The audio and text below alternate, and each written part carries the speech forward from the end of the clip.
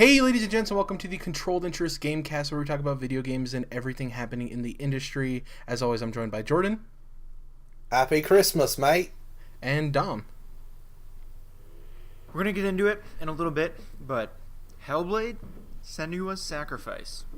It's right now, it's crawling inside me. It's fucking me up. That's a good way to describe that game. Oh, God. Episode 82, last episode of the year before we go into 2018. Let's get right into it. What have we been playing?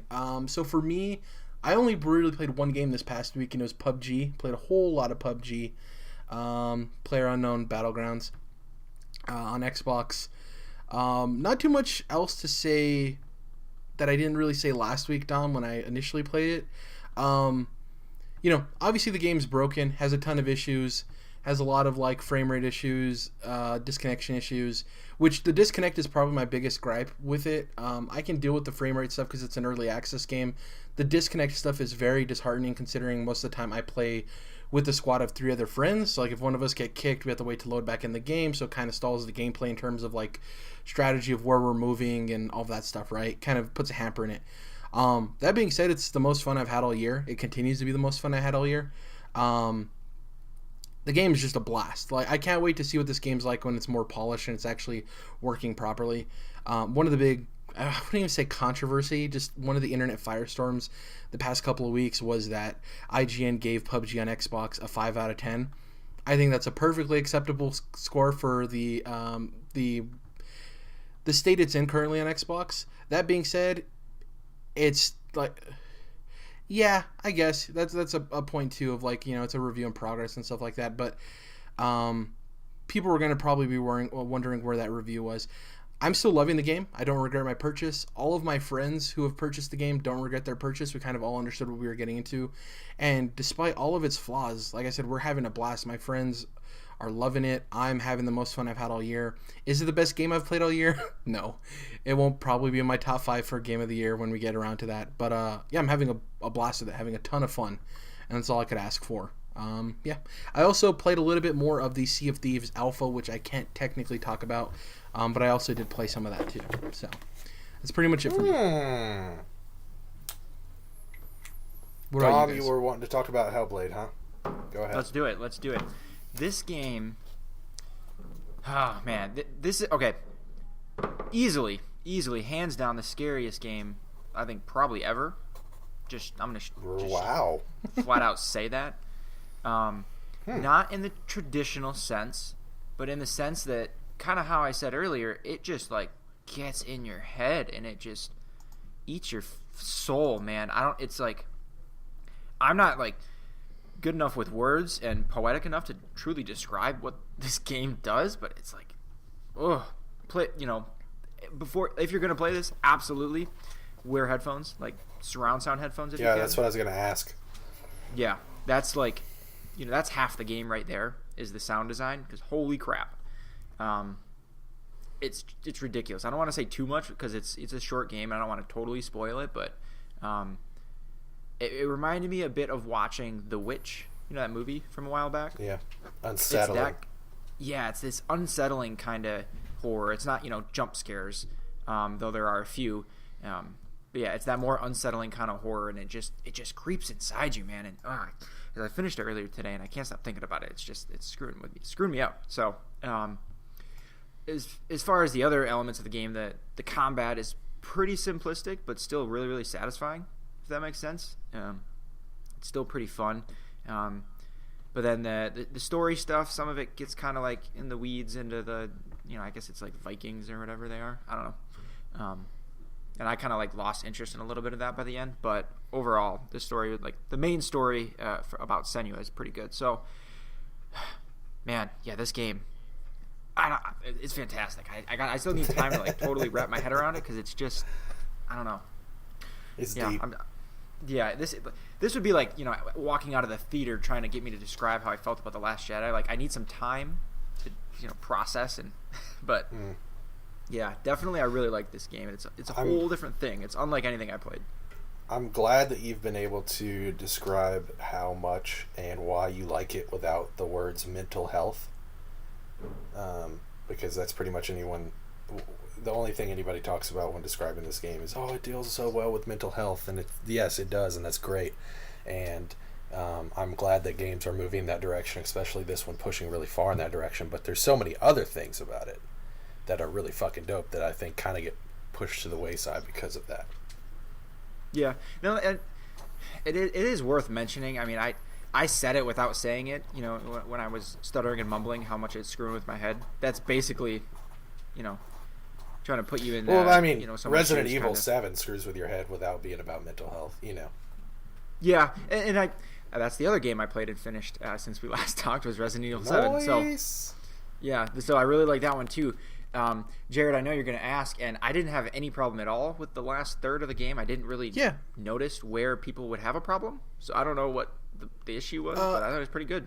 The big problem people had is that it went from, like, obviously more horror in its roots, and you, like, kind of like this mysterious kind of thing where you're kind of piecing together the story, to where it turned into you just shooting down hallways. And even for me, when I played through it, it didn't really feel like that. Like, I still felt like tonally it kept the same throughout the entire game. But some people, quite a bit of people, have a problem and say that the last third of the game completely changes the way they feel about the entire game, which I'm like, I don't agree with them. I'm kind of with you on that, where I felt the last third of the game was pretty good as well. The reveal at the end of the game, obviously, with Chris Redfield, which isn't a spoiler. You should know by this point this game came out in February, or January. It came out in January. Yeah. I mean, I guess, like, there is a bit of progression in the game. Like, you slowly get slightly better guns, and at the end, you get a submachine gun that's still pretty slow. This isn't Call of Duty. But I don't know. I think that complaint is I would not agree. It's a little bit of progression. Like, to me, I'd prefer that instead of, you know, being the same kind of limited feel the whole game, I guess. It definitely doesn't get too actiony shooting down corridors or whatever. You're still doing puzzles, and it's still scary as all hell at the last levels. And I don't know, whatever. But I really like this game too. It's fantastic. Next, though, Wolfenstein 2. I also finished recently. Dang. So, setting him up and knocking him down. Yeah, I know. Like, this is what happens when I get off of work. Like, shit's just racking through. So, Wolfenstein 2 might be my goatee now. Like, that nice. I mean, whoa, it's that good, man. It is that good. I got to think about it. Dark horse. The gameplay, I think it might fall short. You know, when I come down to deciding for myself, anyway, it might fall short of like Horizon Zero Dawn's gameplay. But holy crap, everything else about this game is just utterly fantastic. The characters are like, it's so hard to describe. There's one guy you meet in New Orleans. In the scene where BJ Blazkowicz meets him, and they're kind of arguing about some stuff. I won't give it away, but it's like one of the most fantastic scenes, I don't know, that I can think of recently in a game. And the ending scene is just absolutely fantastic too. So there's just so much about this game, and I could go on for a long time about it. But I talked about last week, you know, it's the same gameplay. It's fun. It's fast and arcadey, and very, very, very over the top. In both gameplay and story-wise, but it's fun in that sense. So, real quick, last week you touched on, you felt that it wasn't as difficult as people were making it out to be, and you felt like it was pretty handleable. You know, is that the same? Like, playing through the entire game, is it still like you have those same thoughts? Yeah. It's the middle difficulty is still it's fine. It's not difficult. You know. Yeah. Enemies drop pretty quickly. I mean.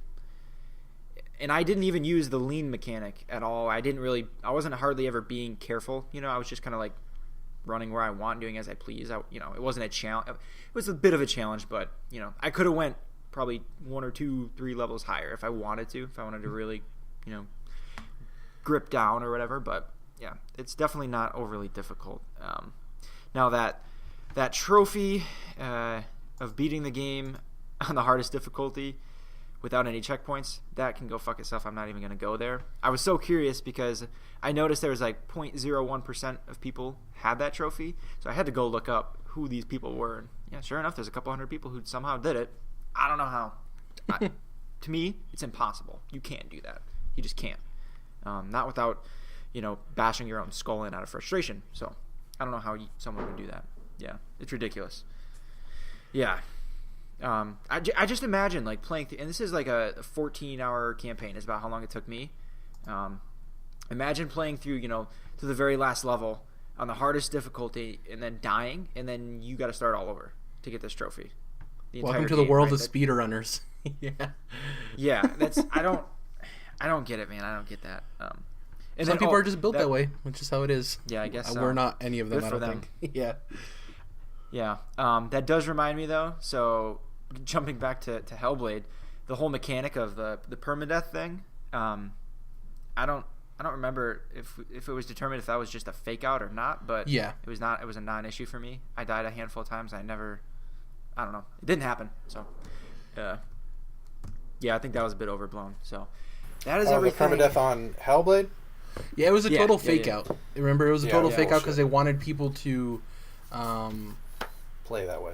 Yeah, they wanted people to make sure that they checked every risk and were careful and kind of understood the importance of the story and everything like that. The total fake out. Yeah. They recently clarified. Well, not recently, but after. Yeah. That was. I only played one other game, Lara Croft Go on the Vita. It was about $3 on sale last week, so I had to grab that. It's cool so far. Put in about an hour. Yeah. I like it. That's everything, man. It was a list. More to come too. So you finished 3 games, right? You finished Wolfenstein 2. You finished Hellblade, and you finished. What was the other one? What is the one I'm missing? Wolfenstein, Resident Evil. Resident Evil. That's crazy. Did Emily like Resident Evil 7? Because you were playing along with her, right? Yeah. She thought it was fantastic. Yeah. That's really cool. Jordan, what have you been playing? You weren't here last week, so. Yeah, so I've been playing Ni no Kuni, which obviously was preparing for the early next year release date, which it just got delayed for, the 3rd time now? I think so, yeah. Yeah, so that's somewhat disappointing, obviously, but still love the original game nonetheless, and I'm sure the second one's going to be great, especially if they're taking the amount of time that they feel that they need to. So besides that, I wanted to just go through a list and kind of give some of my favorite stuff of 2017, since this is the last show of the year. All different kinds of stuff from all different forms of media, and in no particular order, and they're all grouped randomly. So big shout out to Rick and Morty, Jared. I know you caught up with that show this year, and you still really like it, right? Yeah, I love Rick and Morty. Yeah, so I definitely think that this was, it was a long-awaited 3rd season, but I think that they justified it in the fact that it was like, it just went so far in so many directions that I just really didn't expect them to go, even though that show has already gone so far in so many different directions that you would never expect from a TV show. So just a big shout out to them for just being really freaking dope, I guess. And like I said, it being worth the wait, that makes a big difference when you're like a year and a half or 2 years out of season 2. So there's something to be said for that, for sure. And then Mr. Robot, I feel like they actually just ended season 3 within the last couple weeks, and man, I just think that season 2 was a little shaky, but I feel like they really brought it this season, and in my opinion, they reclaimed their title as the best show on television, which is important to me. I'm watching out for what the best of the best is. So then Vikings has just started. Just a little shout out there. I think that they've changed a lot of things around throughout the course of that show, but I think that they're showing that there's reasons for it and that they can still move on and be awesome, even though things have changed pretty drastically since the beginning of the series a few years ago. And then some games. I want to give a big shout out to Neo, which is essentially Samurai Bloodborne. I usually don't like paring games down to something like that, essentially, but at the end of the day, I think that's pretty much what it is, and for the most part, it really succeeds in doing that, I would say. And then, of course, my game of the year, it still is. That is absolutely Horizon. Read the wrong thing off my list. Horizon. Just watched the No Clip documentary that just came out. Really well done. Really cool. Obviously, it's fucking No Clip. What else would you expect? But it just made me love that game so much more because I can appreciate the hardships that those developers went to make such what is, in my opinion, such a masterpiece. So big shout out to that one. Like I said, game of the year. Of course, Super Mario. Can't pass up on that one. It's incredible and definitely gave Horizon a run for its money. But at the same time, I feel like Horizon was something so new and so fresh, and Mario was more just like kind of getting back to basics for that series, which I can appreciate. But I really like seeing something new and fresh from the video game space. And then we've had discussions in our chat about Star Wars The Last Jedi. I think I liked it the least out of the three of us for sure, and absolutely had plenty of issues with it, but one of the biggest issues would definitely be the lack of Captain Phasma, because at this point she's been 2 movies deep into the series, and they make her seem like a big character in the promotional materials, but she's there for like 5 minutes in both of these movies, and it's really, really disappointing to me. We can like have this topic another day probably, but I think that's part of the real problem is what you just said. It's not so much like there wasn't enough of her in the movie, but maybe there was just too much of her in the promotional material, and that's for a lot of different things, right? Maybe like not even there's just a in the disconnect there. not even just in the promotional material. Just you get the general sense that like she's supposed to be a big part of this trilogy, and she just isn't. And that's annoying, especially since they make her out to be this like super badass. I just hear don't want to go super in. Yeah, I just hear as the trilogy's Boba Fett. Doesn't really do too much to me. It's like a cool character that doesn't really. It's going to be overhyped anyways. Just I really have no gripe with it. I would like to see more from her, but the reason I brought it up, I didn't want to get into Star Wars because I know that would take up the whole episode. I wanted to get into her awesome comic miniseries that she had. I also read the book, and I like the book quite a bit, but the comic book series really stood out. It was 4 issues, so it's nothing big, but it's absolutely worth checking out if you're a big Star Wars fan, or however the fuck, I don't even know that they exist, but a big Phasma fan. And then, Game of Thrones this year was, a lot of people had varying opinions on it. I thought for the most part it was very, very good, even though they've done some really crazy things now that they're off book. However, I do think that their extended episodes were not really great, and they didn't justify their runtime for the most part. So that would have been one of my bigger gripes of the season. But other than that, I do think it was a solid season, especially with it being so short and us getting so much more action out of it, and the fast paced that you don't see usually in regular seasons of Game of Thrones, 10 episode seasons.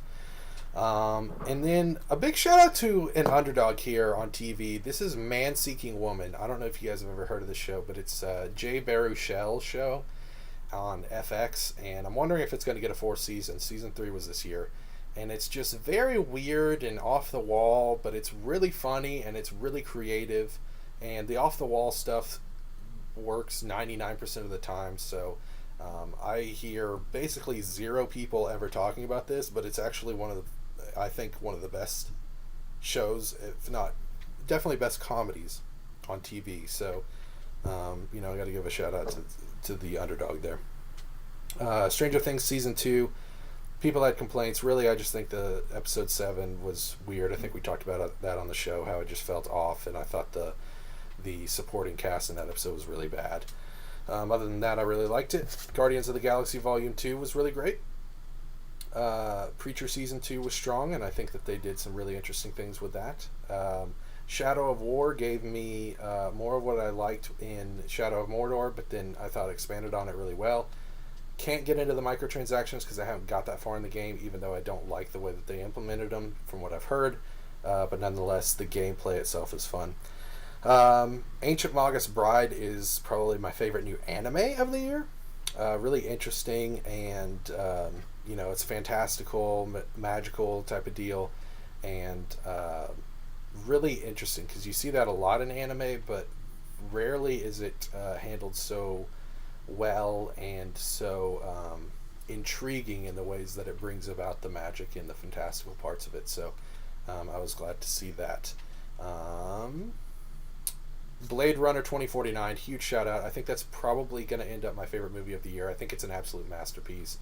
Denis Villeneuve has solidified himself as my favorite director at this time, and it sucks that it didn't get the credit that it deserved at the box office, which means that the Blade Runner series is probably in hot water right now just because they're having trouble making money off of it. But really an incredible film. If you haven't seen it, go check it out. And then a two for here, Atomic Blonde and John Wick 2. I think Atomic Blonde was I liked more just because it had more variety, it had a better story, and it was a period piece, and all of those things combined I think made it a better overall movie. But both of those movies have such great action that you just can't not give them a shout out for that. And then just a couple more here. Inferno Squad, the book that was the prelude to Battlefront 2. Of course, everyone knows that Battlefront 2 was a disappointment, and especially it was the single-player campaign was a disappointment, but I thought this book did a really good job of making the Inferno Squad and those characters actually be cool and people that you're interested in. And then Lego Batman was hilarious, and I really liked the way that they brought all these Lego universes together, even stuff outside of DC, and really great in all the references they had. You could tell that they really knew what the fuck they were talking about and referencing, so really funny movie if you haven't seen that, especially if you're a Batman fan, check that out. And then Logan was an awesome superhero movie, probably the best of the year, definitely the best of the year I should say. And definitely the best X-Men movie, and a great send-off for Hugh Jackman as Wolverine. And then last but certainly not least, Logan Lucky, which was the redneck heist movie that I talked about several weeks ago, and really enjoyed that film. And I don't like or love all of Steven Soderbergh's stuff, but I think that this one was really well done and really well acted. Like I said, the biggest complaint would just be the non-country folk doing country folk accents, and not always on point, but not terrible either, just not always completely on point. So there is my year in review. I know there's plenty of other stuff that I really loved and have even talked about on the show, but that was some of the highlights for sure. Nice. A lot of good stuff on that list. Thank you. It's sarcastic. Except 2049. Shit was garbage. Fuck you, Dom. I haven't seen it. I have no idea. Fuck you. So, as you know, we're towards the end of the year, so finding news, relevant news, is going to be hard to do. But we have a couple of news stories here I want to go over before we hop into the topic. The first news story comes by way of IGN, and it has been confirmed that Cuphead has sold 2 million copies, which is really huge. It's awesome. There's even a quote from the co-founder, Chad Moldenhauer from Moldenhauer Studios. And he says, and even in our wildest dreams, we never thought our crazy little characters would be embraced by this many fans from around the world, and we are continuously humbled by your support. It's interesting. I wonder how much of a boom they had in sales after the Game Awards, if that really did anything, because they went away with so many awards during the Game Awards. Yeah.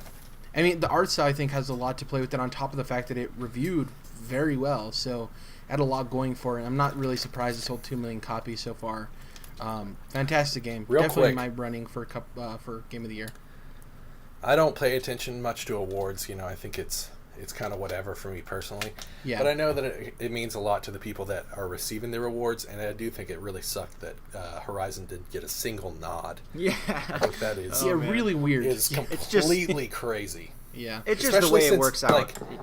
I know it's not like, well, you should have given this. It's like a panel of people voting, but I feel like Zelda got so many acknowledgments, and I think that it doesn't come anywhere close to Horizon as far as Game of the Year, but I feel like game direction would have been perfect for Horizon, and of course it went to Zelda, and so yeah, it saddened me for Guerrilla Games, especially that's their coming out party in a way, and it would have been cool to see them get recognized. I think they're going to get appreciate though. Sorry, Go ahead, Doug. I can very much appreciate, these are the set rules and this is who's voting and that's it. If it turns out that the same game runs the table, then that's how it was supposed to be, right? They're not like I thought of this analogy earlier. They're not like the college football, bowl determination or whatever, where they get to do an eye test and be subjective. No, this is who's voting and that's it. It's like the NFL rules, where you don't have enough wins, you're not in. That's it.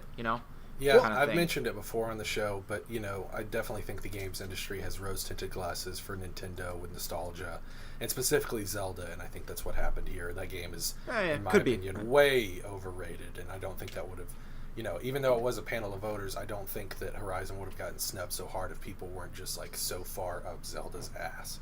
Yeah, I mean, personally, like going back the last 5 years and looking at all the Game of the Awards winners for Game of the Year, I think Zelda to me is the most underwhelming, in my personal opinion. Obviously, What were the last 5? Witcher 3. Oh, Making me need to pull up a list. Last moment. Hold on. Very strong, very strong. Give me choice. 1 second. The Game Awards. Goatee 2016 winners. would have been. Um, Shoot, I don't know. 15 But, I might mean, have been 15 would have been Witcher. Metal Gear. 15 would have been Witcher. Yeah. Horizon Zero Dawn's going to clean up elsewhere, but it would have been nice to Yeah. have them recognized on the biggest stage in terms of people big stage. looking at it. So, let me see here. I'm looking for it. 1 second. You put me on the spot, Dom. So Yeah, give me Witcher 1 would have been second to try to find it. 2015. Testing your typing skills here. Well, not only that, but finding where they actually have all of the lists of. Here we go. The Game Awards, formerly Spike Awards. Found it. Okay. Let's see here. Game of the Year. Overwatch was last year. Yeah. Oh yeah. Witcher 3 was the year before that. Dragon Age Inquisition, which I think is a very interesting case of when that game was out, people loved that game. And now everyone looks back on it like, this game isn't that good. That game was great. I thought that. Yeah, was great. it's a really it might unfortunately be BioWare's swan song. We'll see, but I think it was also a weaker year, so I think that's why people are down on it. And the year before that, Grand Theft Auto 5. Yeah, so that's the last 4 years, and the fifth year is Walking Dead, which people can say, well, it's it's not a high quality game and all this stuff. I mean, I think there's a lot more that goes into a game being Game of the Year than just it being like a beautiful 4K display game. I don't know. I just, for me personally, for my opinions, is part of it. Yeah, but I've always talked about, like, on my Xbox, I've never had issues with Telltale games, which I'm not saying they don't exist. Well, sure, I've but seen I the think videos, you can but... agree that like a good portion of the games industry has major issues with all Telltale games. And Walking Dead. Oh yeah. But I still think that game easily deserves to have the Game of the Year in 2012. It's not like it doesn't surprise me. Anyways, that's a tangent. But for me, Cuphead. Cuphead selling 2 million copies. It's great. It's awesome to see a game like that takes so much hard work and dedication from an art standpoint do so well so far. The second news story, real quick before we head into the big topic. Call of Duty World War II and Destiny 2 have topped the U.S. sales for 2017. The way they phrase this is that they were number one for the year. Call of Duty was number one and Destiny 2 was number two in terms of total revenue. Nowhere do they mention copies sold, but they basically state that it's revenue for the year. This is the 9th year in a row that the Call of Duty franchise has been number one in terms of revenue. Obviously, this accounts season passes, DLC, all of these different things. Also, one thing you have to consider is that Call of Duty is one of the games that doesn't really see discounts that often. They're kind of like Nintendo in that sense, where their games usually hover around the same price for a very long time. So, You think? oh yeah, It's on sale right now. yeah, It's 40 on Amazon right now. yeah, but you never see the harsh cuts in the way that Bethesda cuts their games and stuff like that. Like even to buy Call of Duty Modern Warfare, the remaster is still like $30, I think. You know what I mean? Black Ops is $20. They hold their price.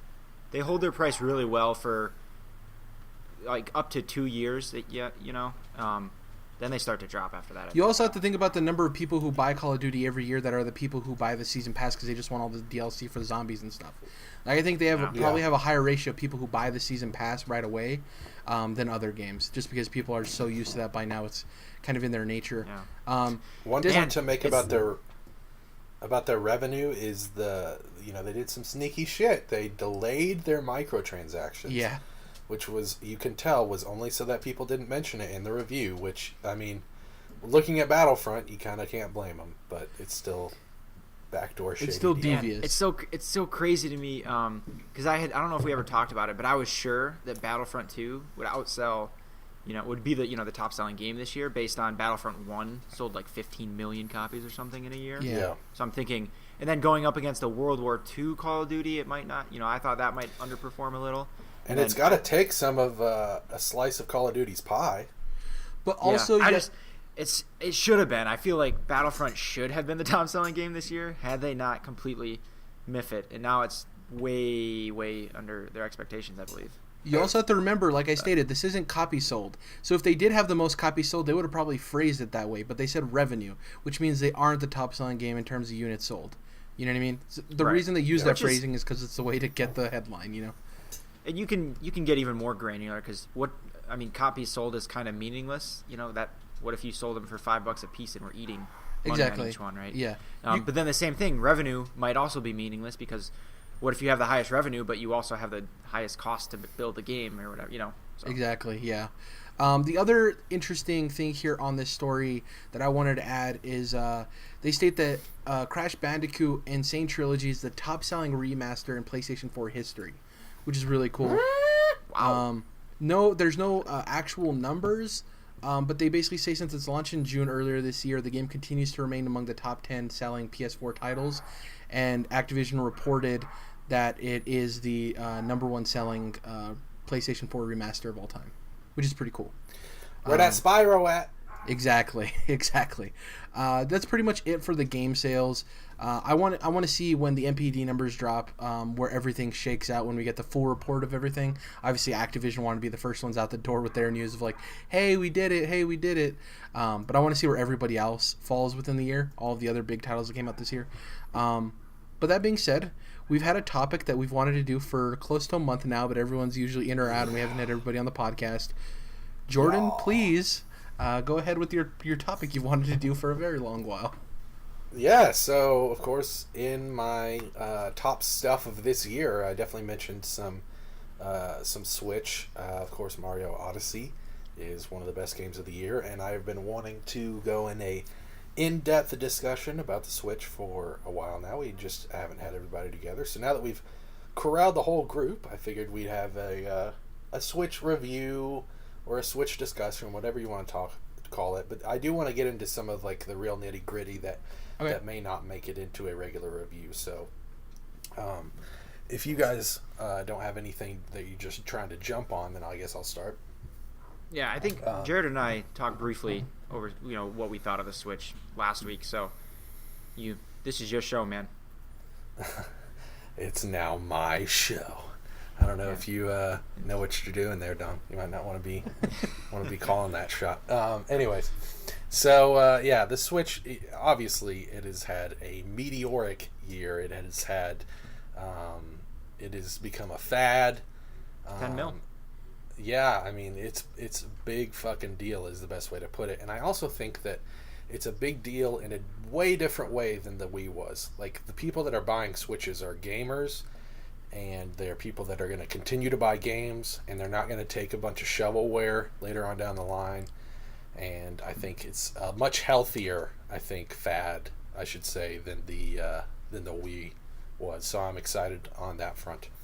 And when you look at the console itself, I think that it's a sturdy piece of hardware. I would have loved if, it's $300 for what you get for $300. It's a great deal. The portable and at-home console hybrid, has never been done in this way before. You've had stuff like the NVIDIA Shield before, and of course, gaming laptops are always a thing, but it's a totally different deal. They don't have a controller on the sides of the screen, so different portability there. But even still, I would have really liked it if they had made it a 400 or even 500. I know that probably would have been a bad business decision. But if they had just made that motherfucker a little beefcake, and I don't think we could have expected like 4K at that point, but I still think it would be much more on par with the PS4 and Xbox One where they're at currently. Really hitting 1080p and maybe even 60 frames on a lot of these games. But that is probably my biggest worry, that it is already underpowered versus consoles that came out 4 years ago at this point, and so looking towards the future, I think that could be to the detriment, even though we already realized that it's not going to be trying to play, Death Stranding. I know that's PC PS4 exclusive, but stuff like that, cutting edge games. Wait, Death Stranding is coming out on the PC? Yeah, I think so. I'm pretty sure.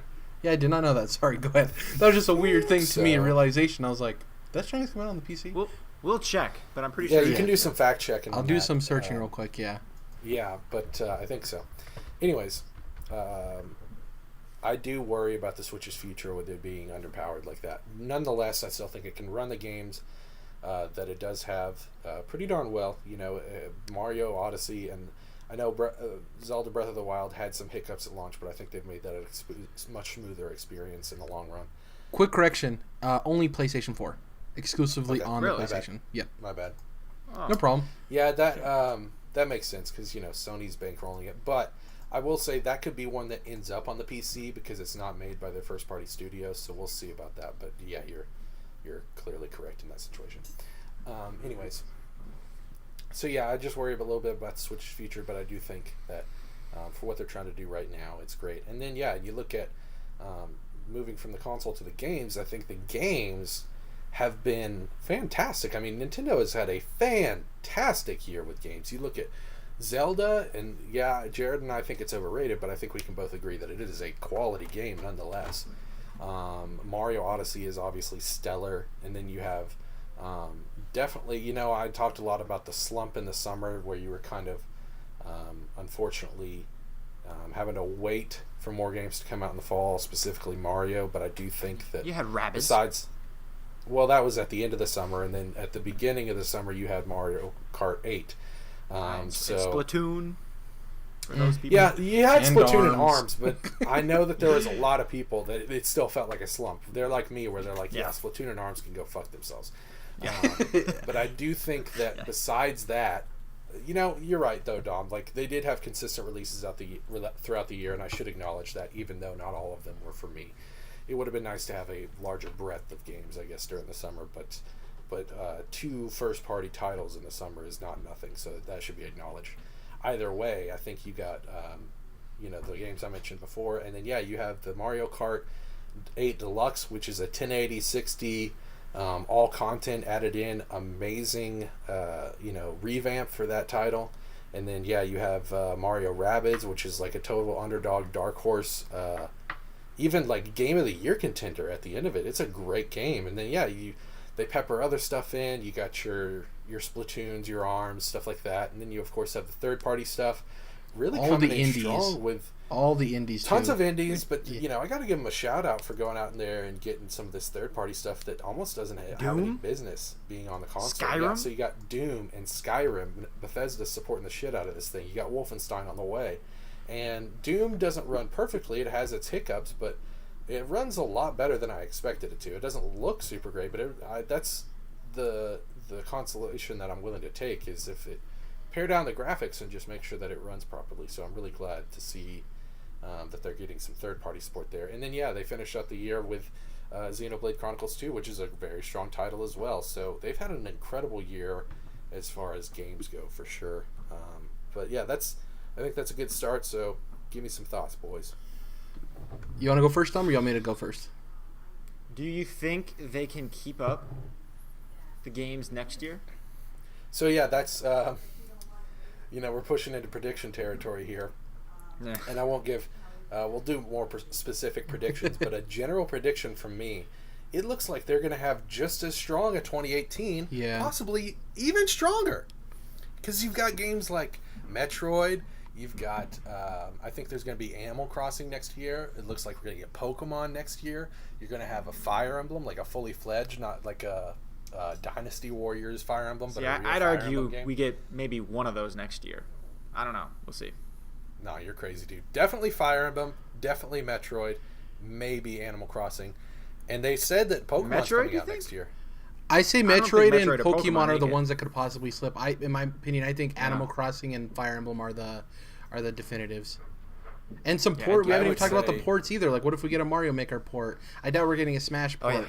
Like Donkey Kong Tropical Freeze. We already have Bayonetta 1 and Captain 2 Toad. coming out in January. Yep, that's big. And then you got Bayonetta 3, which, a lot of people are saying, hey, why are you going to put out the remasters, February next year? If you're not going to have Bayonetta 3 until, 2019. So I'm thinking we'll probably get Bayonetta 3 next year because you got to ride off the success of those remasters.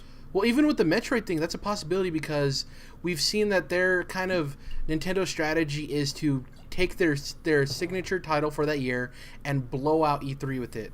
We had Zelda, then we had Mario. Yeah.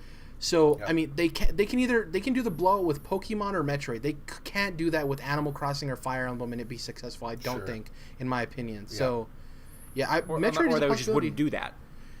Right. Yeah, but what else would Nintendo is the company to do the blowouts, right? But then you have the argument of it's Zelda and Mario. It's their two biggest properties, so they can easily do that with them. I don't know. It's very interesting. Pokemon can totally go toe to toe with those two properties, So I can see it, Jared. I can see it. And we could possibly see Stars and have the actual Switch Pokemon game maybe be delayed to another year. Maybe they have Stars because the rumor is, remember we heard about Stars possibly coming to Switch. The idea now is that Stars was actually a dev test on the Switch to see if Pokemon could run on it. So Stars could possibly be coming as well. You never know. The Ultra games, I think, with Moon and Sun, I think might put a damper on that. A damper on that, but could be messing with that. Who knows? But I wouldn't rule out the possibility. Also, well, not to mention Ultra Stars. The leak last week, well, not leak, but there was a job posting last week for the Pokemon Studio for development on a game on Switch in Unreal Engine, which I imagine is not the game or not the engine the other Pokemon games ran on. So it might be a big dev cycle. Well, talking about when you're talking your question, Dom, you're talking about in terms of releases, right? And I think Nintendo is a good. People are worried. People are like, well, they already kind of blew their load, for lack of a better term, with Mario and Zelda. What are they going to do from there? And I think they already have the console sellers out there, right? They have the games out there that are going to ship units, and we see that it hit 10 million units. Is probably going to hit 15 by the time they reach their 1 year anniversary, or at least close to that. I think the beauty that Nintendo has over Xbox and PlayStation is that because of the platform they have, though there's shit tons of games coming all the time to their platform, they're not really on the forefront. What Nintendo can do is when they have that premier title come out once a month, even if it's so Fire Emblem is a premier title for Nintendo. If a Fire Emblem game came out on Xbox or PlayStation, not for the first time, but say it was a franchise on there, it would get lost in the water in terms of all the other games coming out. But with Nintendo, they can market that on their platform, put it on the forefront, and because people already own Mario and Zelda, they're like, well, I want another game to play. This Fire Emblem game looks dope. So I think the sales will translate to that, and we're seeing sales do really well for people. And they can release games that aren't necessarily the 9s and 10s that Mario and Zelda were, that are solid 7s and 8s, and they'll still do tremendously well because those are the system sellers. You have the platform in people's hands, and they have an easy way to market those games to people. I think they'll be completely swimming in fine. 7s, baby. Yeah. Also, Jared, you bring up the Fire Emblem point. I think that Mario and Rabbids is probably a really great gateway drug for a lot of people into the strategy genre. So I think that's gonna roll right into Fire Emblem. Is that a no from you? Or are you saying meh? No, I said yeah. That it actually. I thought you were like, eh. It actually makes me think of Ubisoft is a huge publisher with so many studios. I wonder if there's actually a second collaboration in the works between them that we might see next year that we don't even know about. This could be the start of a beautiful friendship, as they like to say. But you made a good point that I'd like to roll into off of that, which is some of the more nitty-gritty stuff. And the first point I want to make is discoverability on their store. You talked about, some of the things getting lost and them really being able to push certain first-party titles or stuff that they're getting behind more. Yeah.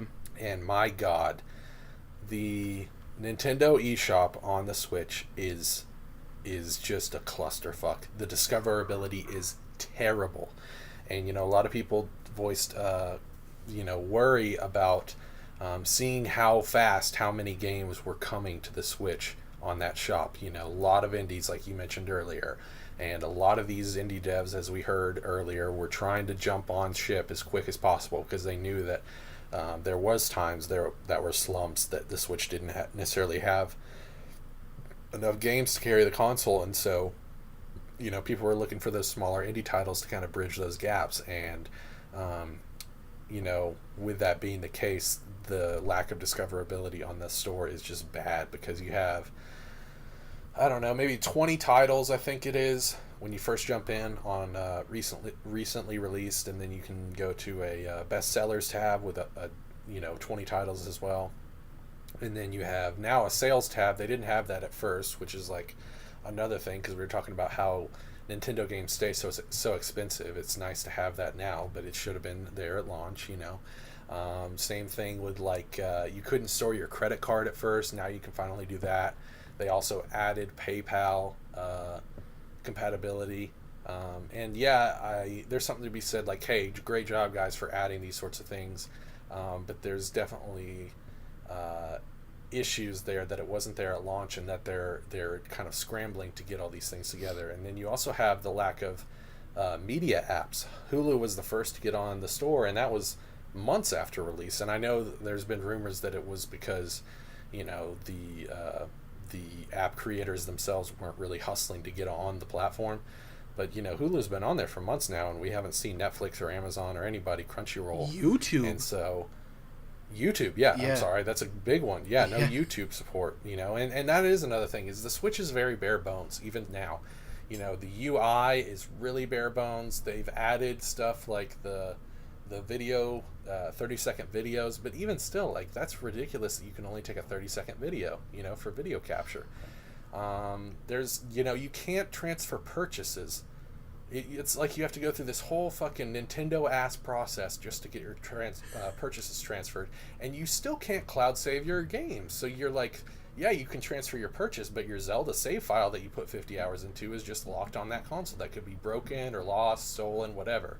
So there's a lot of really basic stuff on the Switch that should be there, especially this far after launch, that just isn't fucking there, and that's extremely disappointing.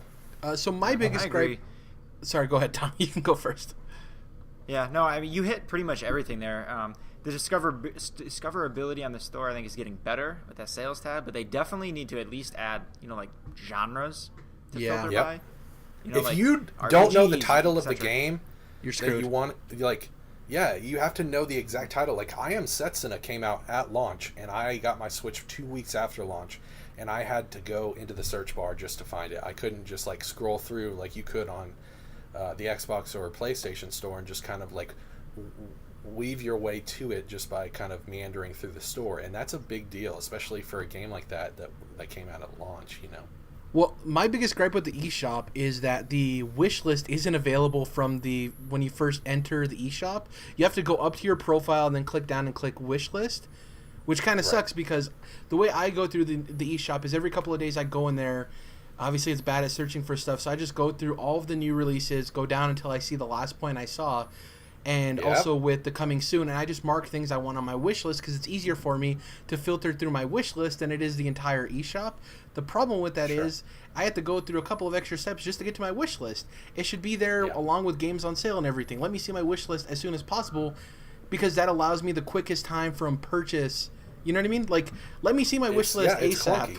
Exactly. It's clunky, and not only that, but that's almost basically the way you just described of checking the new releases up until the last one that you saw. You have to be on point with that. Exactly. Otherwise, there's just going to be stuff that you totally miss.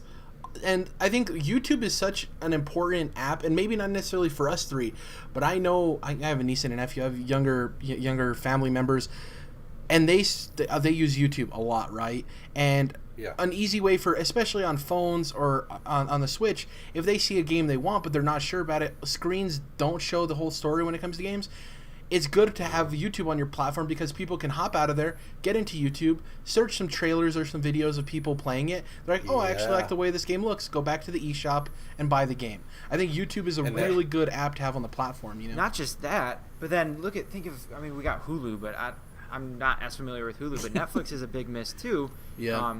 Is selling this to kids especially. I'm not going to use Netflix or Hulu on this thing hardly ever, right? Yeah. But kids definitely would, right? Because we're hardcore gamers, and this is our secondary console. We have 4K consoles, we have PCs that can run YouTube and Netflix better. But for kids, and this is their only console, then they're looking for that. And especially when Hulu's great, even though it shouldn't be all by itself, but it's also the lowest, I would say, Yeah. the least popular of the big three, which is Amazon, Netflix, and Hulu. So, yeah, there's big misses there. And then, Jared, you made another thing that I wanted to bring up, which is like the lack of trailers. You scroll through, there's been so many games that I'm teetering on the edge of buying, and there's the 5 screenshots, and the little description just doesn't give me enough info to make that purchase. And I would say maybe 30-ish% of the games on the store have trailers along with them, so I just end up not buying a lot of games because of that. Also, the news channel thing is very odd to me because you have to subscribe to certain news channels for specific games to get updates on those games. Yeah. I didn't know Lost Sphere had a demo. Did you guys? I didn't. Lost Sphere has a demo on the Nintendo Switch. I don't really play demos, but no, I know I a ton know. of people But do. for people who are interested in that game and they don't even know a demo exists, I was scrolling through the eShop and I was like, "There's a Lost Sphere demo? That's very weird." Right. That game comes out in January and no one knows about this. And there's another thing. I don't think you can preload Lost Sphere, but you could. There's like the preloading. First of all, wasn't even a thing. Wasn't even a thing until I think Mario Odyssey was the first title that had that. And now they only support like 1 in every 10 titles has preloading available. Yeah. And that, at this point in the game, should absolutely have been standard from launch. Ridiculous. The thing I want to say, and I want to commend Nintendo for, there's a lot of changes they need to make. It's not perfect. But I'm sitting here owning a Nintendo console, the newest console I've owned since the GameCube, because I didn't own a Wii, I didn't own a Wii U. I owned a 3DS, but obviously it's a handheld. My complaints have nothing to do with the games that are coming out, and I commend Nintendo for that. I'm satisfied with all of the games they have. Cool, that's great. You have our goodwill now. Now work on all the other issues that we expect from a normal console. You have the product in your hand. Well, there you go. Work on all the issues, The fucking online infrastructure isn't even coming out until a year after the console launches. Like, they've got a lot of stuff that they need to tighten up on, and I think it shows that they were not ready. We talked about this when the Switch first came out. I've mentioned it a lot. You can tell that they were not ready for the Switch's launch, and that sucks. The launch titles were very bare, and Zelda was technically a Wii U port. If they hadn't had that, they would have been screwed. Yep. So what's crazy though, Jordan, is you're 100% right. Like even now, this thing is not where it should be. Yeah. Like software wise, like UI and online software wise, but infrastructure, infrastructure and so on. Yet, and they definitely released it earlier than it probably should have been. From a this hardware isn't ready point of view, but they were right to do that early, right? Clearly, sure. I mean, it paid still off. Sold. Absolutely. That's the craziest part is that despite all that, agree 100% with everything, but it's still freaking everyone wants this thing and it's selling to reflect that. So it's crazy. I think they would have a lot better will in my heart if they said, well, they wouldn't say, we released this console too early, but if they were basically saying it through updates, like the system itself needs to be updated more often, but specifically the fact that the games are so rarely updated, and it's like you can tell that Nintendo's still got this like stiff arm approach to updating and like being a part of modern internet gaming. Like, we're not quite there to where we're just going to let our games be patched whenever they need it. Like, there's games that go unpatched for weeks at a time, and it's like, just get comfortable with releasing patches. I'm specifically talking about their first parties because that's the ones they have control over, but it's like, let's just get comfortable with having regular patches for these games, and it'll make your games better. I think they don't want to change their persona that's around the industry right now, that, Nintendo, when they release a game, it's ready to go. It's not broken. It's polished. It's nice. Even the most polished games can use little tweaks, like Zelda with the frame rate fixes, I just wish they were a little more comfortable with that. Man, the thing I want to is, it's one of my biggest gripes with PlayStation, and obviously I think they fixed it with you being able to create folders and stuff. But like, I don't like on the Switch that you have to like scroll on a singular row, left or right, fucking hate it, man. select games. Hate it. I wish you could either create specific columns for maybe genres of games or groups of games you want, or folders like you can do on PlayStation, right? Correct me if I'm wrong.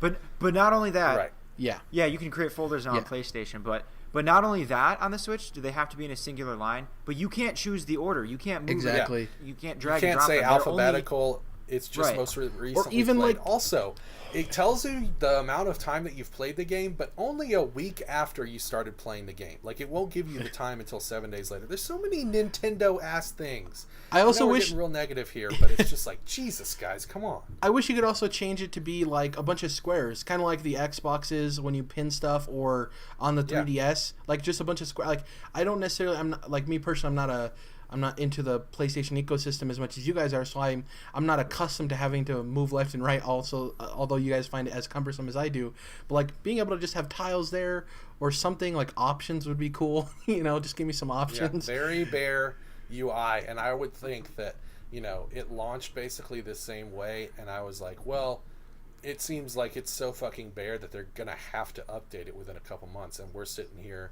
6-8 months later, and it just has barely been touched at all. So it's like, yeah, come on. Like, where are the Real themes? slow, yeah. Themes on the 3DS are like huge. Like, where are my themes for games? You couldn't have released a theme for Super Mario Odyssey or Breath of the Wild? Yeah, you either got money on the gray table. or white for your background on the home screen. Yeah. I think there's a lot of issues there, but I want to strike and maybe end this conversation on a positive note. Like I said earlier, Yeah. this is the first time in a while that I've owned a Nintendo console, and I'm excited about it. And I like that we're not complaining about anything game related, because before the Switch launch, that was our biggest worry and our biggest complaint of, like, is it going to have the games to justify its purchase? It does. Now that we all own it, and we gave you guys $900 total plus everything else, obviously with tax and everything, delivering all of the other things we expect from a piece of hardware, So.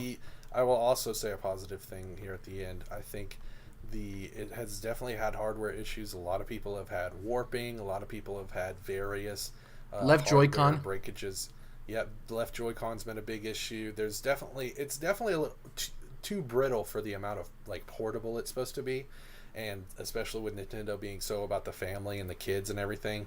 So that's very weird. The dock scratching the screen and shit like that. There's definitely hardware issues there, but the way the bounce between portable and console mode is really great. I mean, it really so is seamless. completely instant and seamless. The way you put it on the dock or take it off, it is ready to fucking go, and it's not loading for 5 minutes or what the fuck ever. And it's really like, playing the games for the most part is really seamless. Yeah, Zelda at first was a lot better handheld frame rate wise, but for the most part, you're getting the same experience whether you're on handheld or on docked console mode. So I'll give them big ups for that, especially being the pioneers in that situation. Anything you want to end on, Don? Yeah, like we got to appreciate. I mean, you kind of went there a little bit, Jordan, but like this thing is like actually innovative. Oh yeah. Not that Xbox and PlayStation aren't innovative; they are in more subtle ways, more obvious not nearly ways. as big as this. Yeah.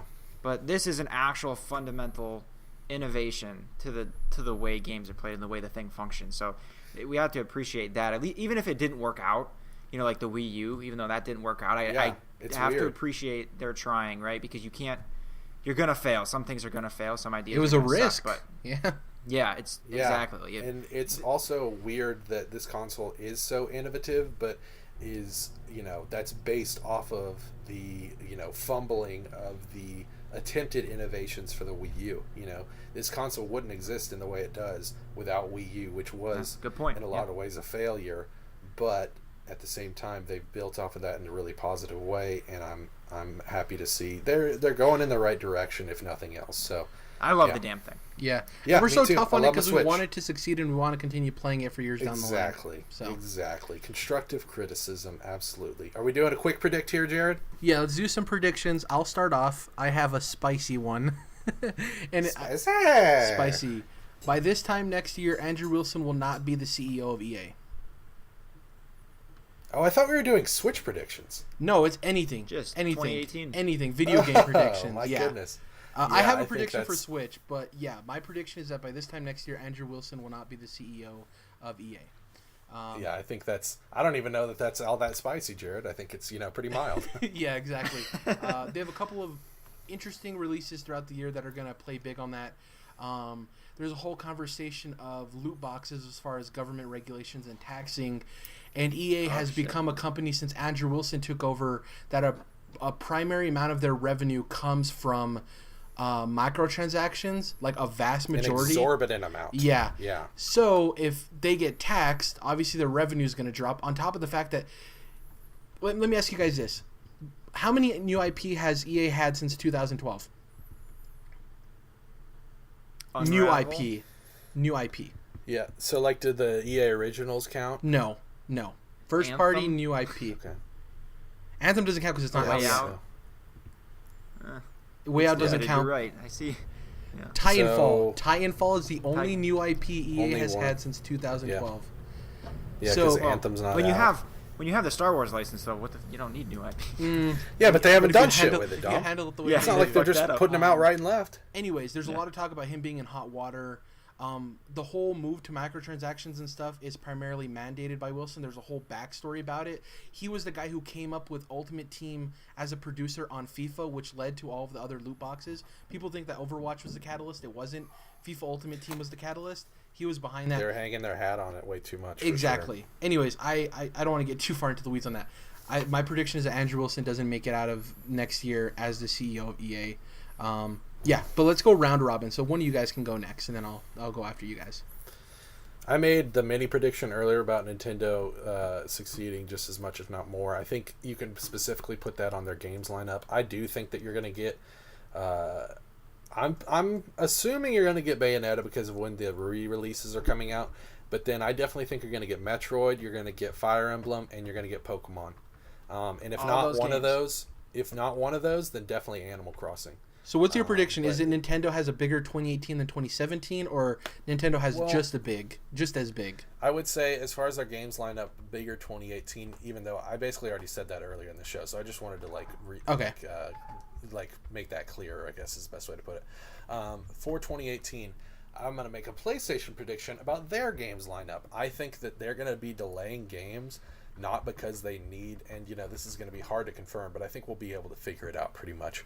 They're going to be delaying games not because they need more time, but because they just have too many games that they're talking about coming out next year. I mean, when you really look, and especially like some more of the deep cuts, when you look at those, it's like, guys, you got to chill the fuck out, and I think that's why they're not putting release dates even this late in the game. Yeah, it's an interesting place we're in where Microsoft people are complaining about not enough exclusives, and now people are saying like, you have all these exclusives, but is it really profitable or smart to release all of them within the same calendar year? Yeah, it's crazy when you really look at it. Yeah, it's interesting too for them saying a lot of those games are early. I wonder if they're anticipating Red Dead just slipping to the fall, and they kind of want to steer away from that. So they'd rather have multiple exclusives come out in the first half than have anything compete with Red Dead, because these publishers are concerned about sales numbers, and maybe not Sony to the extent that these other publishers are, but they've seen how well GTA 5 has done in the tail it's had. You know what I mean? Yeah. So it's very interesting. People are talking about Ghost of Tsushima coming out next year. No. That's the one that's like crazy to me. No. However, the one merit you have there is looking at Sucker Punch and how long it's been since they released Second Son and First Light. That makes a little more sense, But still, that would make it. If you put out Tsushima, then I think you're crowding it too much. My only locks for next year are God of War and Spider-Man, and even Spider-Man, I'm like, maybe not. You don't think Days Gone will be out next year? We didn't even see it, man. We didn't even see it. But that's because they know people don't want to see it. And my thing is, if Days Gone doesn't come out next year, nobody's going to give a fuck about it in 2019. People care about it in 2018, but nobody will fuck about it. And I also think that Detroit is supposed to be out next year. I can see that one getting delayed. 2018. With Days Gone, though, you make an Of course, interesting you do point. have Shadow of the Colossus remake. Sorry. Spider-Man, I would see as the late summer, like coming right in before all the big fall games. That'd be a perfect time for it, I think. Days Gone, I think, is a game you could sneak in the fall with Anthem, or even if Red Dead gets delayed, because I don't even think PlayStation expects tremendous numbers with it. So I think that's a game that they wouldn't have an issue with bringing it out in the fall. You know what I mean? I could see that coming out in the fall around October, November-ish. It's gonna be chaos, that's for sure. Yeah, Dom, what's your prediction? Your first prediction? All right, you ready? This is a little bit saucy. I mean, I don't know. Spicy?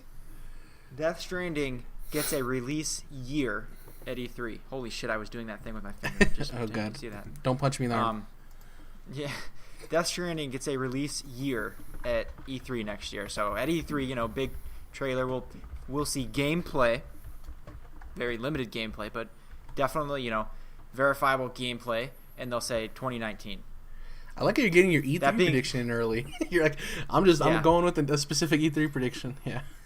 Yeah, I mean that's not the important part, but yeah. Yeah. People love making the joke about how long until this game comes out, but I don't think it was announced until last year. They announced the partnership with his new studio at the end of 2015, but I don't think they were announced Death Stranding until last year. Is that correct? Let me do some research. That sounds right, but he could have, because then that would make it a 3-year dev cycle off of building a brand new studio. That's not that long at all. And he could have had that thing written while he was still working at Konami too. Who knows? But building don't get me wrong. The scenario. Yeah, my prediction was explicitly that they're going to announce a release year of 2019. Not that it releases happening, but yeah, exactly. Quick clarification: it was announced at E3 2016. Yeah, so Jordan, you're right on when he came back and said, "I'm back." I just want gameplay. That's all I want. Just give me some gameplay. I love the trailers. Gameplay, Jared. This past trailer, he's like, "Yeah, when you're swimming towards his body, that's gameplay right there." I'm like, "Okay, dude." Sure. Cool. Great. I'll give you one other prediction here, really quick. This one maybe a little bit more controversial. We'll see. We'll see how it goes over with you guys. The Switch Peggle 3 outsells. The Switch outsells the Xbox One next year. I don't necessarily think that's a crazy one.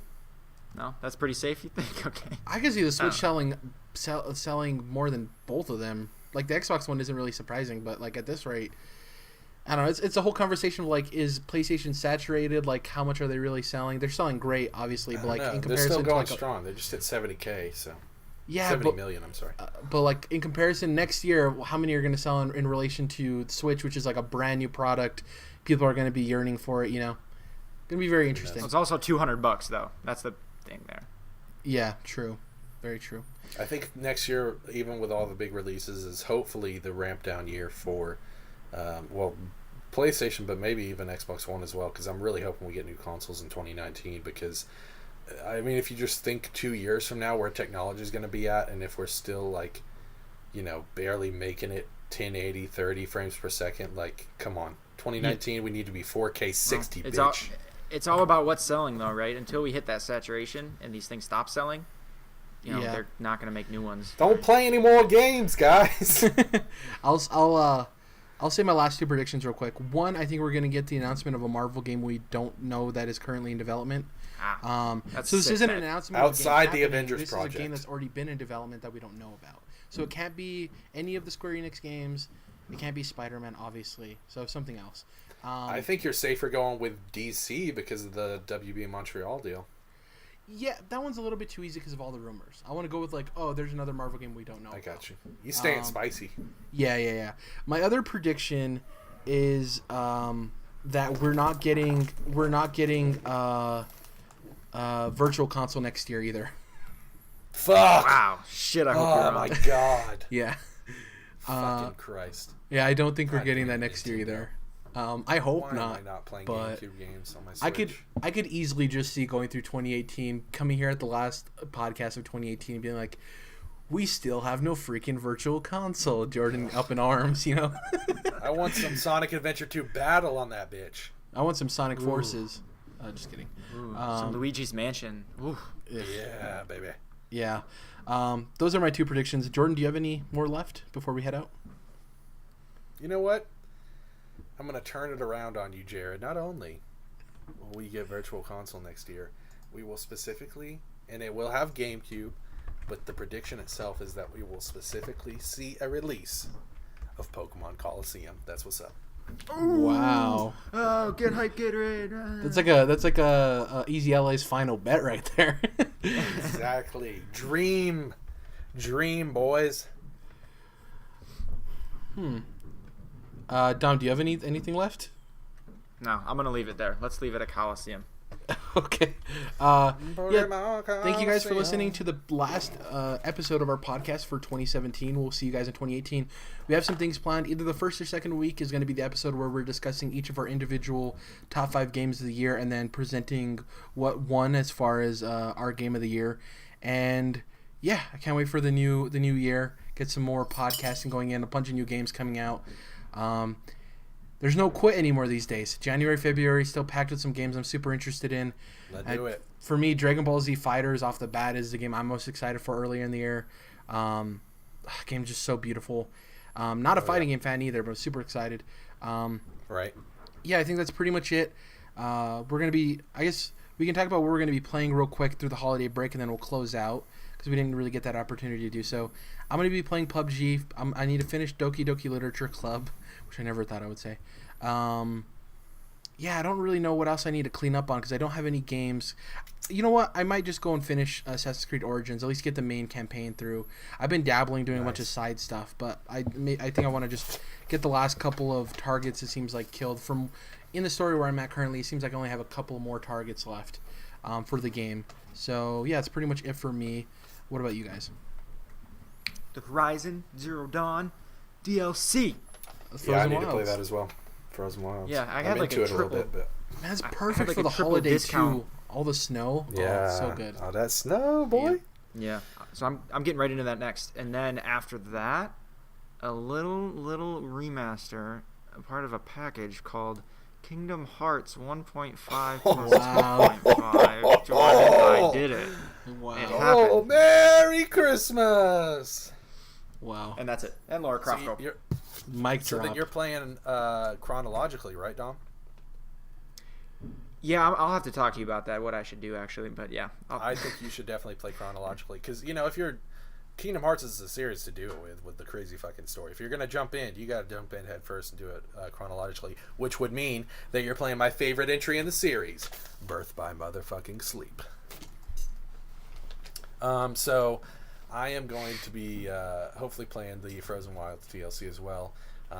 Yeah, I've got some time off work here around the holidays, and so I definitely want to just kind of jump into some games, man, because I've been doing a lot of other stuff, and been reading a lot, like a fucking dork, and so I need to play some video games like a not dork, but not anything too specific. Definitely want to hit that Frozen Wilds, but just in general, I want to play some games. And then what I have been reading is I'm halfway through the trilogy of books that is being adapted. The first one, Annihilation, is coming up at the beginning of next year, starring Natalie Portman, and that is directed by, I can't remember the guy's name, but he is the director of Ex Machina, which I know is a lot of people's favorite recent sci-fi film. One of my favorite movies of all time. So I'm very excited for his second movie, Annihilation. So just finished the second book in the trilogy today, and enjoying Alex that. Garland is who you're. Alex Garland. Yeah, I was gonna say Andrew, but I knew it was an A. And then I'm also I got back into reading It by Stephen King because the new film just came out on digital and Blu-ray, and it's over 1,000 pages, but I'm past the 400-page mark at this point, so I'm feeling good about it. I am going to be able to complete it. I've read books that long before, so it's not a big thing. But I will say this much. I think Stephen King's best stuff is absolutely his shorter stuff. Even a lot of times his best stuff is his short stories. And so books like The Stand or It or Wizard and Glass, which is the fourth Dark Tower book, is like 800 or 900 pages. When he goes on too long, it's not usually warranted, in my opinion. I think his shorter stuff is much, much better. Stuff like Carrie, all killer, no filler. So, yeah, getting through that. It's still a great book, though, but it's just a lot of fucking filler. Yeah.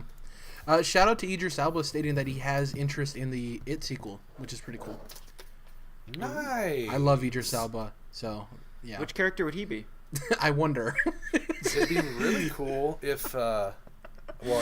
you could be, you could obviously Good one, be Dom. Mike Hanlon, Way to set me the up, black dude. dude grown up.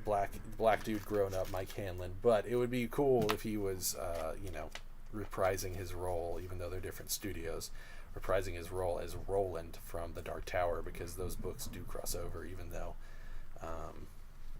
I don't know how much it would necessarily make sense, but they're in the same universe. They're in the King universe, so who knows? Either way, I'd still love to see him in there because he's a great actor. And Yeah. From what I've heard, this is a great movie, and it's going to be really cool to see what they do with the kids as adults. So yeah. Yeah, that's pretty much it. Last episode. We'll see you guys in the new year in episode 83. We'll talk about all the games we've been playing. Like I said, the following week we'll be having our GOTY discussions. And yeah, thank you guys for listening, for those of you who have stuck with us. And we hope to make a lot of good improvements in the new year and hopefully get a lot of new people and a lot of new listeners. So if you can, please subscribe to YouTube. It definitely helps. Search controlled interest. We still don't have that custom URL yet. So close. Internet's hard. Also, if you're listening on iTunes, can you please leave us a review? It definitely helps. Even a couple of reviews helps us get higher in the list for, the algorithm for iTunes, and people can see us. I do a pretty good job at designing our covers and stuff so that they catch people's eyes. Random people can click on them. I'd say a great job. Yeah, thank you. You have a really good eye for design, I would say, Jared. Thank you. So yeah, any review helps. Even one review definitely helps us. Don't think it doesn't. Tell people about us if you want other people to listen to gaming podcasts. And thank you guys for listening, and we hope you enjoy us for another year. Hopefully we deliver some great conversations. So thank you guys. Bye.